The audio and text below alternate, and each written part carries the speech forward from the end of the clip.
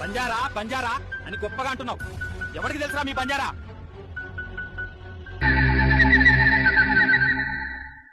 అటు చూడు బే. मारगोर बंजारा भाई बिया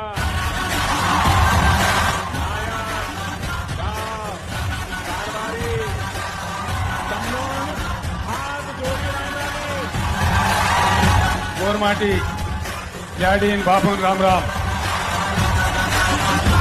जय सेवालाल, जय सेवालाल, बापू सेवालाल महाराज सारी देशों नंगोरा जो बोलो समाजों जागरूक की हो.